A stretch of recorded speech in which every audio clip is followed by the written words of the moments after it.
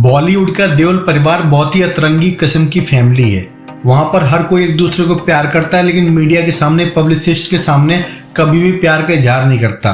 सनी देओल अपनी सौतेली मां हेमा मालिनी से प्यार करते हैं, लेकिन फोटो नहीं खिंचवाते। वहीं धर्मेंद्र अपनी दोनों पत्नियों को चाहते हैं, लेकिन एक साथ नहीं ला पाते। सनी देओल की सौतेली बहनें अपने भाई को चाहती हैं, लेकिन रक्षाबंधन पर साथ नजर नहीं आती। यानी बहुत कुछ कॉम्प्लिकेटेड है।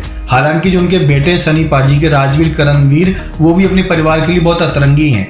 करण देओल को कभी भी आपने हेमा मालिनी के साथ नहीं देखा होगा, और न ही राजवीर को अपनी सौतेली बुआ या सौतेली दादी के साथ देखा होगा।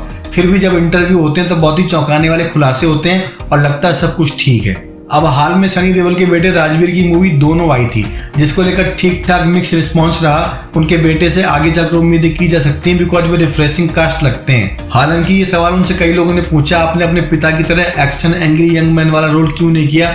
तब उन्होंने बहुत दिलचस्प आंसर किया। एक तो बड़े भाई की फेलियर की वजह से ऐसा नहीं किया, बिकॉज जो बड़े भाई पर प्रेशर था करण देओल पर, वो इसी बात का था कि सनी पाजी की तरह वो एग्रेसिव रोल करें, जो कि पल पल दिल के पास में ट्राई भी किया गया, लेकिन वो करण पर सूट नहीं हुआ। मूवी फ्लॉप हो गई सुपर तरीके से। सनी पाजी कर्ज में डूब गए।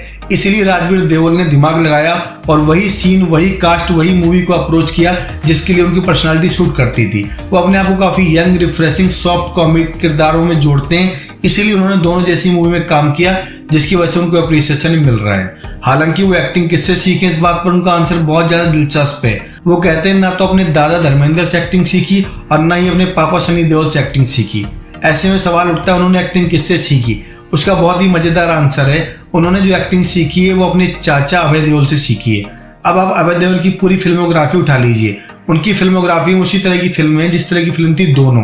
अभय देओल की फिल्में आपने अगर पुरानी देखी हैं, तब सोचा ना था हो, 1:40 की लास्ट लोकल हो, आहिस्ता आहिस्ता हो, ओए लक्की लक्की ओए हो, इस तरह की फिल्में जो होती हैं उसी तरह के अंडरडॉग वाले किरदारों की होती हैं, जैसी राजवीर देओल ने दोनों में किया है। सॉफ्ट स्पोकन, क्यूट बॉय और मूवी में एक तरह का मैसेज।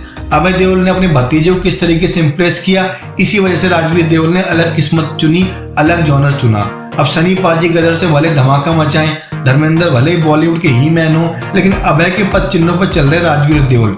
ये भी महज संयोग की बात है, धर्मेंद्र ने ही विजेता फिल्म के तहत सनी देओल को, बॉबी देओल को लॉन्च किया और अपने भतीजे अभय देओल को भी अपने सगे बेटों की तरह लॉन्च किया। और अब धर्मेंद्र का सगा भतीजा अपने सगे भतीजे को आगे रूल कर रहा है। यानी पे बैक टाइम आ चुका है अभय देओल के लिए, जो कि बहुत ही खूबसूरत बात है। देओल परिवार के अंदर पूरा परिवार एक दूसरे की बैकबोन बना हुआ है। शायद यही वजह है कि इस पूरे परिवार में आज तक कोई भी नेगेटिव एलिमेंट या झगड़े की बात नहीं सुनी गई।